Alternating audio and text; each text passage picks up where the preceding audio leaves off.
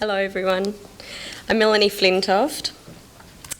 My husband and I run a global fashion company from our living room, and I want to talk to you about how that happened. It's probably a little bit misleading to say that we run it from our living room. We employ 15 staff members. It's a global fashion company, but it's run from our living room, our lounge room, our dining room, one of our bedrooms, the hallway and the garage.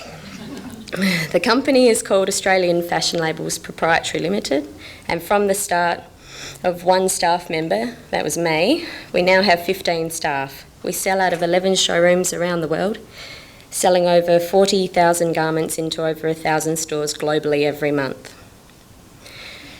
So how did it all happen, and how do I still operate from home? The answer, I will answer the easier question first. We're bursting at the seams, and we are negotiating at the moment to take the premises into the city to house the growing company. It all started with me as a child. My parents were in the wholesale and retail fashion industry, and this was the business that I've always worked in and have known for my entire life. While I was the owner of a retail fashion boutique in Rundle Street, Adelaide, I started my first fashion label for sale within Australia. It was manufactured in Wingfield, South Australia. I designed every garment, I counted every zip and button, I rolled every metre of fabric, I managed all the accounts, I paid all the bills myself. I employed an in-house pattern and sample makers, I engaged a full-time salesperson selling in South Australia and travelling monthly interstate. The business was operated from my home at that stage, literally from my living room. The problem with manufacturing garments in Australia is that imported fashions, mainly from China, kill them on price. In order to keep the business going, we had no choice but to move the manufacturing offshore. We decided to create an entirely new label, Finders Keepers. Using the existing formula, but production was moved to Bali, Indonesia. This enabled me to bring the price point down to a level where garments were marketable within Australia, and I outsourced sampling, fabric sourcing and all of the production. Because the pricing was now competitive, we were able to attract the best distributors in each state of Australia, and with the exception of South Australia, we were able to outsource sales and distribution. Indonesia proved to be a transitional phase for the business, because although it is dramatically cheaper than Australia, it is not competitive with China. Indonesia is good for small production runs, but the Indonesian manufacturers have difficulty with coping with large orders. The problem for my business was that in order to find a good Chinese manufacturer, you have to have a large minimum production run. When we first started manufacturing in China, we did so through a middleman who outsourced the various factories. This was expensive and uncompetitive. One of the lessons that we learned is that in order to be competitive, you have to achieve a minimum size. You cannot be small because nobody wants to deal with you. But to get to the minimum size needed to deal with the large manufacturers, the best distributors, and to arrange the necessary financing, the company has to go through an awkward transition phase where you're not large enough to be competitive. It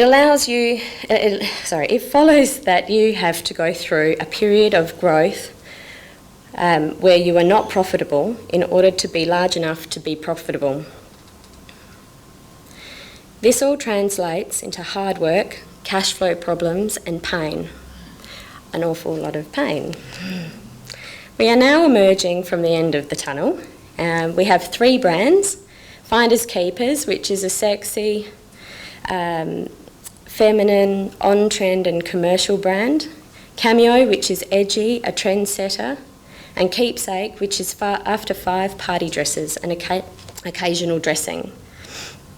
They're all manufactured in China by a very good manufacturer. They are all in the same demographic, which is 16 to 25-year-old age group. They do not compete with each other for sales. In addition, we have now crossed the threshold and we are now over the minimum size necessary to attract good manufacturers, financing, logistics and distribution. We employ 15 staff who are incredibly talented, inspiring, young, driven people. They include 7 designers, a photographer, a full-time fit model, an online store manager, a logistics manager, a sales manager, an in-house chartered accountant, my husband, who is the business director, and myself, the fashion director. We're still in the living room, but only just, as it is a true global company and still growing rapidly. Because we put out a range each month for each of our labels, we have true global challenges to deal with. 65% of our monthly collections need to be suitable for both a winter and a summer climate, as well as we sell both into a northern and southern hemisphere with each range. Because we are dealing with multiple countries, we have to deal with different taxes, duties, gross profit margins, and shipping for each country. We've had to arrange debtor financing and insurance against debtor default. We've appointed sales and PR agents in both the US, the UK, along with distribution and market research. We are constantly approached by distributors in other countries, but because our expansion has been so rapid, we need to bed down our existing relationships and distribution before we embark on the next phase of our expansion. Some of the lessons that we have learnt along the way are: you can only go global if you are internationally competitive. To be internationally competitive, you have to have a minimum scale. To get to that minimum scale can only involve a lot of pain. You need to surround yourself with very talented, hard-working people. You have to be able to lead them and inspire them.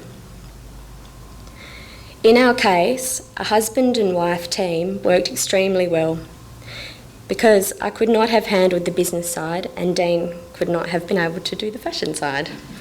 Between us, we've made it work. You can only do it if you are prepared to work hard. And when I say hard, I mean obsessively hard. Working from home can be an advantage, particularly in my case if you are raising a young family. As long as you have the resources, you can deal with both. And you have to love what you are doing, and we really do. What we have created is a company where, apart from design and management and production of the photographic material, just about everything is outsourced. That is how we have been able to create a global company from our living room. Thank you.